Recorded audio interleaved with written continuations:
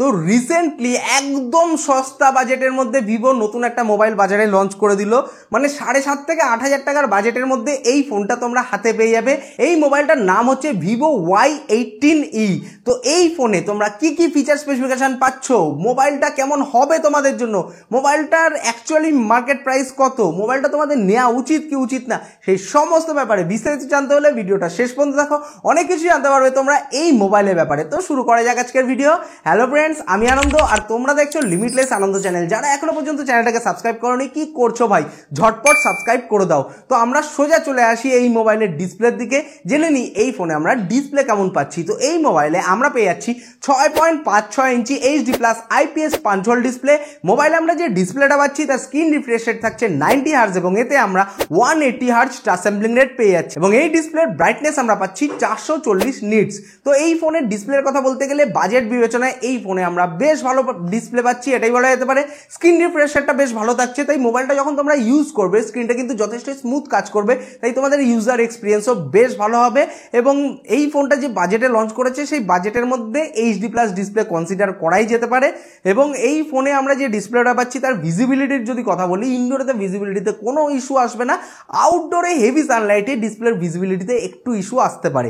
চলে আসি ফোনের লুকসের দিকে। লুকস ওয়াইজ ফোনটা দেখতে বেশ সুন্দর করা হয়েছে, বেশ প্রিমিয়াম করা হয়েছে, দেখে 18-20 হাজার টাকার মোবাইল মনে হচ্ছে। এবং ভিভো Y18e আর ভিভো Y18 দুটো ফোন দেখতে কিন্তু একদমই কাছাকাছি একই রকম এবং দুটোরই ফিচার স্পেসিফিকেশনও কিন্তু বেশ কাছাকাছিই থাকছে। তো তোমরা যদি ভিভো Y18 মোবাইলের ব্যাপারে বিস্তারিত জানতে চাও তাহলে এই ভিডিও ডেসক্রিপশন চেক করতে পারো বা চ্যানেলেও ভিজিট করতে পারো, ওই ভিডিওটা দেখে নিতে পারো।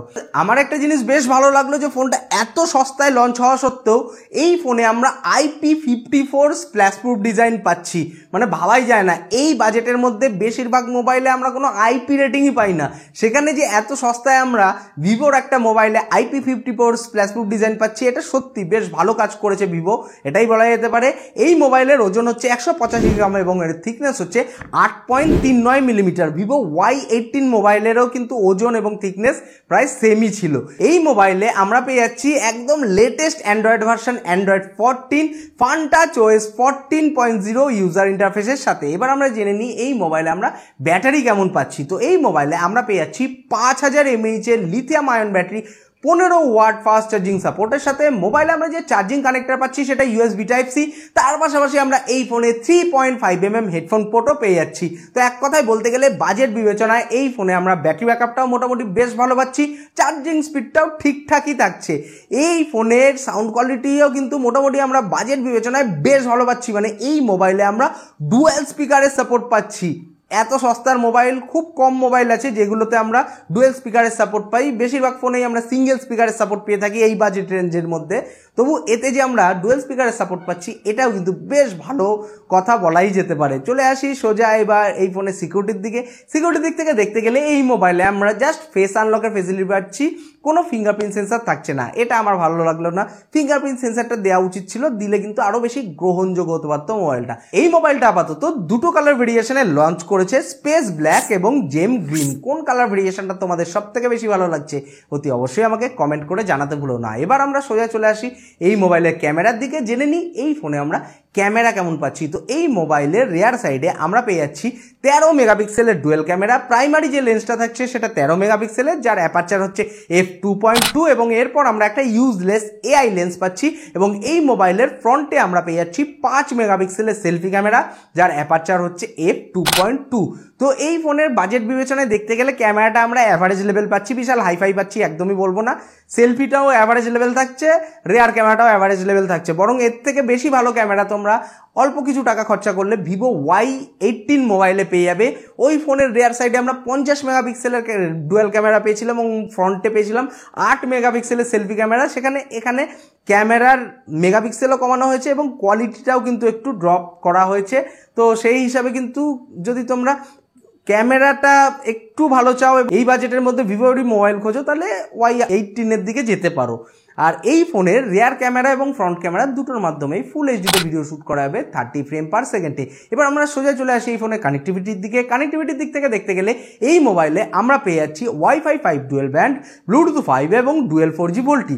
এবার আমরা জেনে নিই এই মোবাইলে আমরা পারফরমেন্স কেমন পাবো, মানে এতে আমরা প্রসেসর কি পাচ্ছি। তো এই ফোনে আমরা পেয়ে যাচ্ছি মিডিয়াটেক হিলিও G85 প্রসেসর। এটা একটা 12nm অক্টোকোর প্রসেসর, যার ম্যাক্সিমাম ক্লক স্পিড হচ্ছে 2 GHz এবং এতে আমরা মালি G52 MC2 GPU পাচ্ছি। তো এই ফোনের পারফরমেন্সের কথা বলতে গেলে এই মোবাইলের মাধ্যমে তোমরা মিড রেঞ্জের গেমিংগুলো আরামসে করতে পারবে, মাল্টিটাস্কিংও ঠিকঠাকই করতে পারবে। একদম হাই এন্ডের কোনো কাজ করতে গেলে বা হাই গ্রাফিক্সের কোনো কাজ করতে গেলে তখন তোমাদের সমস্যা হবে।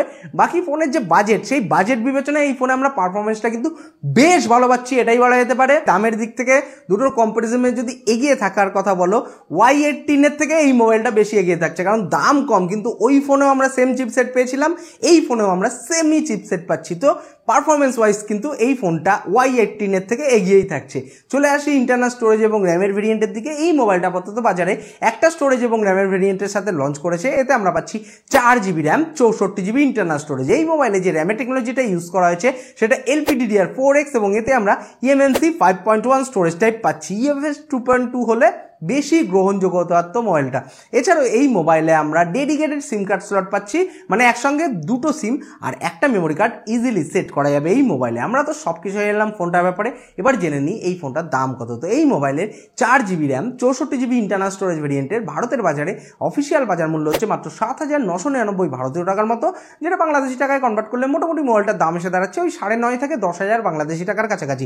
আমি জাস্ট তোমাদের একটা জিনিসই বলতে পারি, তোমাদের যদি ফিঙ্গারপ্রিন্ট সেন্সার দরকার না হয়, তোমাদের যদি ভালো ক্যামেরা দরকার না হয়, তাহলে ভিভো Y18 আর Y18E এই দুটো মোবাইলের মধ্যে এই মোবাইলের দিকে আসতে পারো, কারণ বাকি সব কিছুই কিন্তু Y18 এর সঙ্গে এই ফোনের প্রায় সিমিলার থাকছে। কিন্তু তোমাদের যদি এর থেকে একটু বেশি ভালো ক্যামেরা দরকার হয়, তোমাদের সাইড মাউন্টেড ফিঙ্গারপ্রিন্ট সেন্সার দরকার হয়, তাহলে 1000 টাকা বাজেট ইনক্রিজ করে তোমরা এই ভিভো Y18 আর Y18এর মধ্যে যদি ভাবো কোন ফোনটা নেবে, তাহলে Y18 মোবাইলের দিকে যেতে পারো।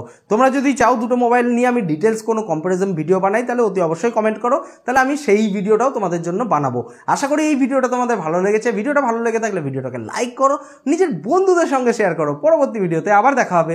বাই, সবাই ভালো থাকবে, সুস্থ থাকবে।